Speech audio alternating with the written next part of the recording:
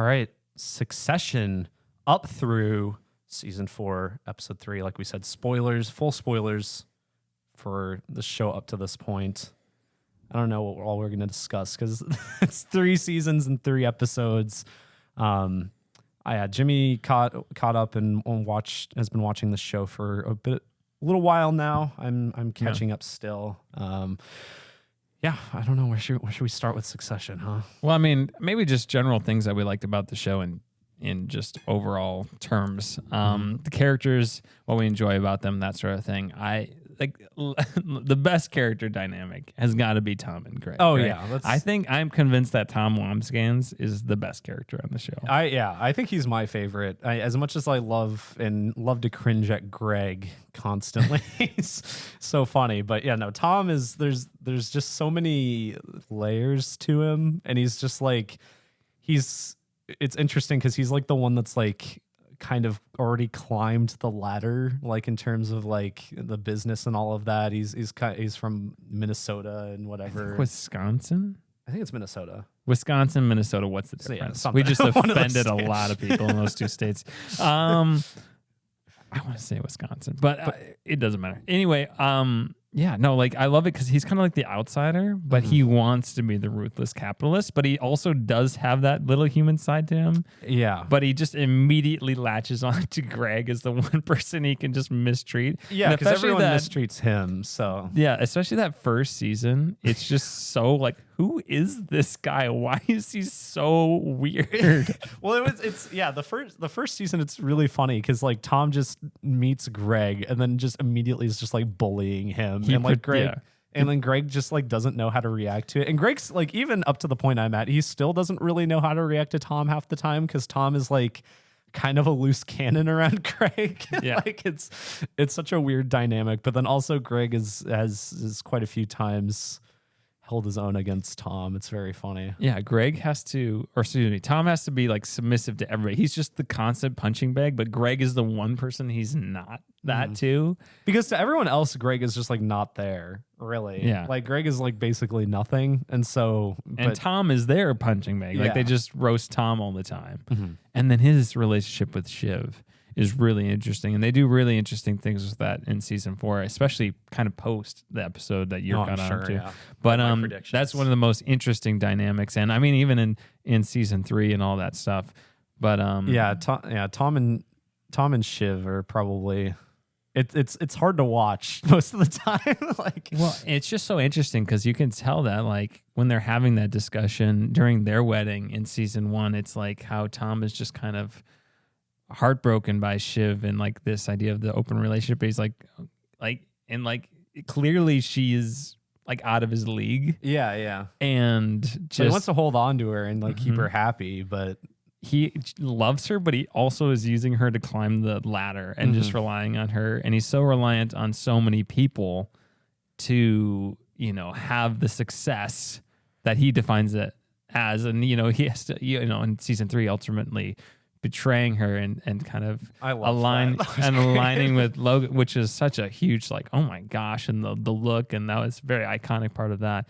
But no, I just like that whole relationship. It was just hard to watch whenever like Shiv would like disclose her plans to like Tom, and Tom's like, where do I fit in? There was like so many discussions like that, and then it's just like, oh, don't worry, like you can just go to prison for us, Yeah, that was the fall guy. Yeah, that was like Tom's season 3 arc, was him accepting going to prison and becoming depressed and all of that, and that was very morbidly funny the way he was treating it. He's like looking at like a brochure almost for like different prisons. He's like, oh, this one, apparently the food here is not too bad. Yeah. Just so many great things about that. Tom, Greg, they're the funniest parts for me. Among the siblings, I find myself cheering for Roman the most. But as soon as I'm like, oh, Roman's like the good, smart one, he's kind of actually being the responsible one. He does something bad and he shows his bad side. See, I was trying to think of that on the way over here, like which sibling do I cheer? I feel like I cheer for all of them like equally. I am like anti Kendall. Like Kendall is very amusing to me, but I'm like, this is the last person I would want to be the leader of my company. Well, yeah, I don't really want any of them. I think that's part of it. I think they're all like kind of bad in their own way. I think Kendall, the only like the times he's like the very like safe, like he knows the business and whatnot, but he's also just he's super ambitious. Yeah, like very overly ambitious, overly confident, and no one takes him seriously. Yeah. And so there's moments where like for like simple like business decisions and stuff, I'll usually be on his side because it seems like he knows what he's talking about. For like Roman, I like he's also ambitious kind of, but in like a different way. He's more creative. He's more personable in some ways. He kind of is able to think on more of a ground level. He's like, who cares about this? We'll just go do this. Like whatever. I feel like headstrong. He's the least like. The most trustworthy one is like he is never gonna stab me in the back. I feel like I could actually trust Roman, and Roman's like more of a man of his word, but he's not necessarily the most business inclined, and he's also that old Jerry stuff is so bizarre but so amusing and captivating at the same time. The Roman Jerry dynamic is something I've really enjoyed watching, and that moment in the boardroom where he sends his dad a dick pic. Yeah, it's really uncomfortable, just horrible, and just the secondhand embarrassment from that. It's just so awful. Yeah, Roman's general like sexual ineptitude, I guess I'll call it, is a very interesting part of the show because he's like I'd say he's like. He's really good at putting on a face in a lot of other ways, but then that's just like clearly his like big weakness. Is just kind of that whole part of his life and everything. So, and I think Shiv is the one who seems the most put together, but I feel like she may be also like the most insecure, and she seems like she knows what she's talking about from a business sense, but then she'll get exposed clear, like just completely like this was a terrible idea, or she'll make some crucial mistake that shows that maybe she is not the best for this. But I feel like she's the one where outsiders looking in take her seriously, and she's kind of has that presence, and I feel like she would be the choice. Like if she was a man, she would have been the successor. Yeah. And because she wasn't, though, she's not. And I find me rooting for her quite a bit, but I also think she's very ruthless. She's ruthless, and she just does some really stupid things. Like she gets really like overconfident in a lot of ways. Like anytime she gains some ground in any way, she like takes it too far, and then she'll play her hand too early and then like lose everything. Like she does that. She's done that multiple times, and it's just hard to watch. And she kind of takes advantage of Tom, just kind of throws him around willy-nilly. I mean, Tom has a lot of it coming to him too, but just her treatment of him. Back to Kendall. I just love how like Kendall just makes up his own crap. Like let's go Picasso on this guy, like Cubism, he just like makes up his own like expressions.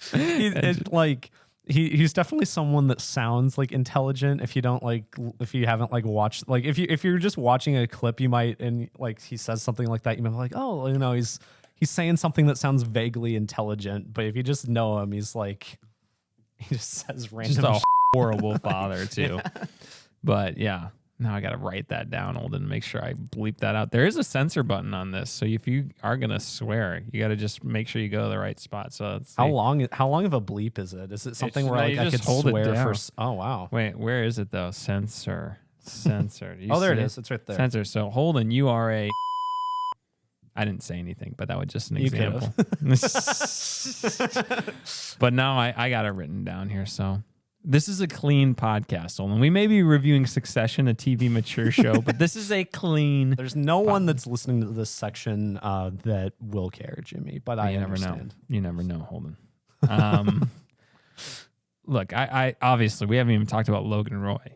Because Brian Cox is fantastic. Also, this is embarrassing. It took me until like 2 episodes ago to realize that the casting at the beginning of the episode and the title is alphabetical. Like, why did they put, Jeremy Strong so far down? He's like one of the lead actors.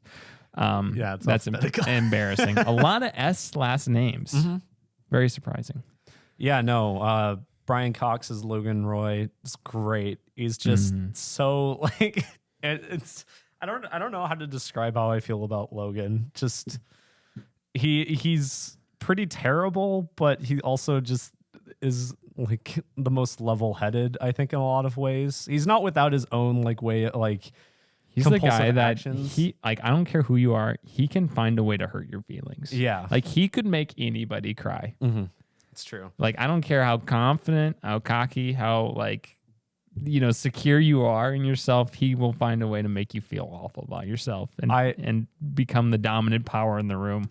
I've gotten to the point where every time, like, there's so many times in a conversation where he's just like, like he has that where it just sounds like so dismissive and like he's not really listening.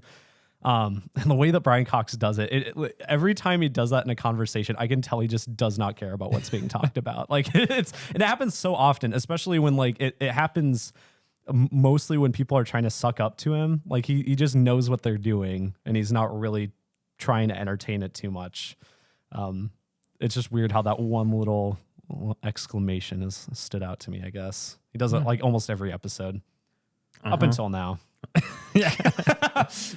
Which is why this episode's so effective, because it's just so jarring. It's like you feel like you are in the position of the siblings, which I realize we haven't talked about Connor, whose wedding it is. But we'll talk about him in a second. That's okay. The show also treats him forgettably. Connor is a low-key great character. No, I love Connor. He's great. I think the show treats him the way it does on purpose. So. Oh yeah, no, absolutely. He's hilarious. Yeah. This show, I forget how funny the show is, honestly, until I'm watching him. Well, should we talk about Connor then? Yeah, we can talk about Connor and then do it. But Connor obviously is just like, I don't know, how would you describe Connor? He's like the most out of touch, but also maybe the most like he's very out of touch, but he's also just like the most human of them. Like he doesn't have the business aspirations of them. Obviously, he's running for president, so he's still like he's just completely delusional. Got that 1%. Oh, God, I cannot wait for you to just continue watching so we can talk about the future episodes. But he's great. I love like the whole situation with Willow, but like you could argue that they're the most secure, healthy, like male-female relationship in the show. Yeah, and they have a discussion in the Connor's wedding episode where Willa's clearly mostly in it for the money, but like he's okay with like it. you. Yeah, They're on the same page. With that, they communicate to each other. But no, I get such a good big kick out of Connor just because he's just there. And what's his Ruck and Anthony Alan Ruck. Cameron from Ferris Bueller's Day Off. Oh, I didn't realize that. Yeah.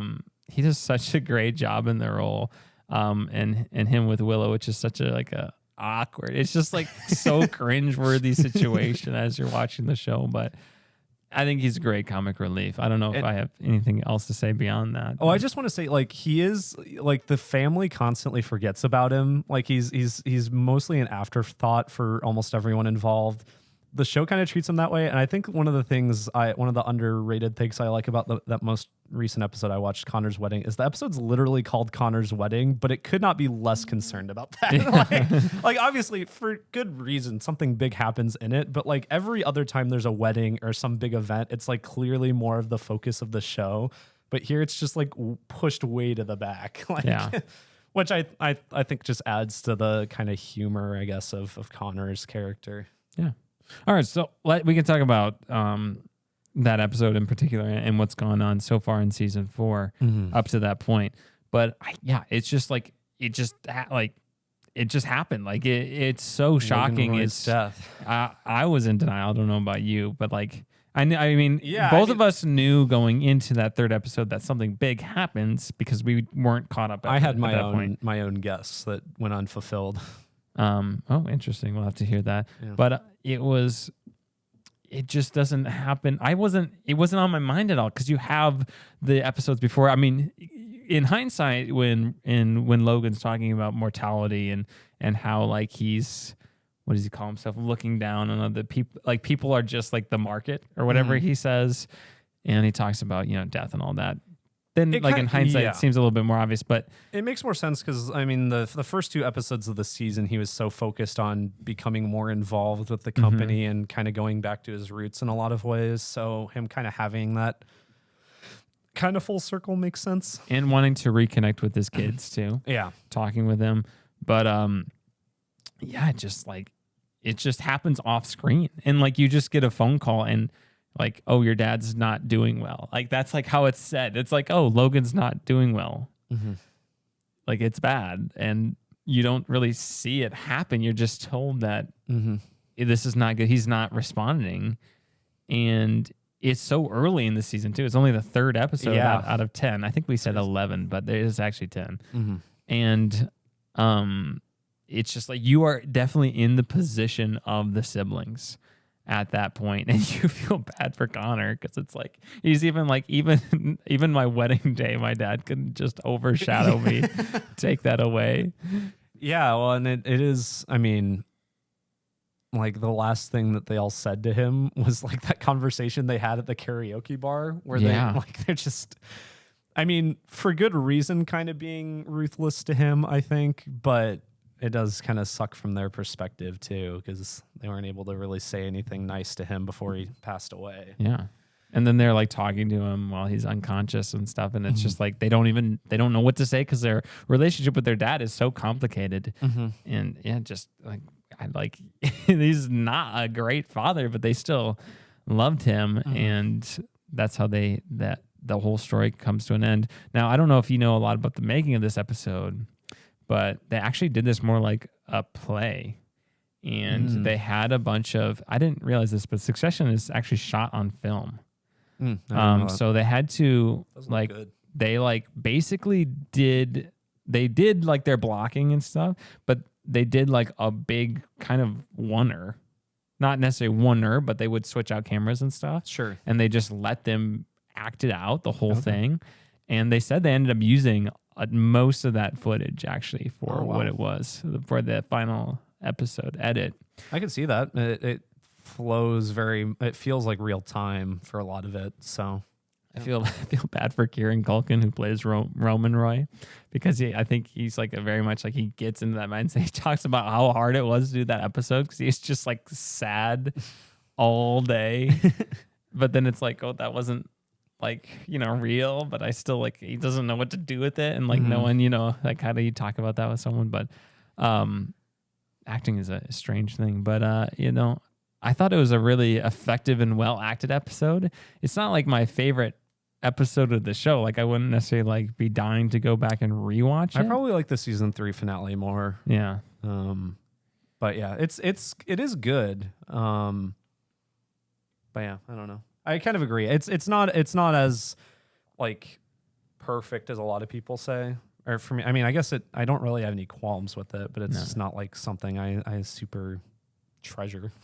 It's not like, Winds of Winter or Battle of the Bastards. Ozymandias, where it's like, oh yeah, can't wait to get back to that. It's like, oh, well, this is just a really important inflection point in the series, and you're like, and I think that's part of it with like the people's reactions is how crucial it is. And turning point. Bold move to kill him off 3 episodes in with 7 episodes left. You have such a huge presence just gone in an instant, and no spoilers for the season so far at this point, but I almost think it's been a better show since he's been gone. Actually, he doesn't like Brian Cox. Here we go. No, I do.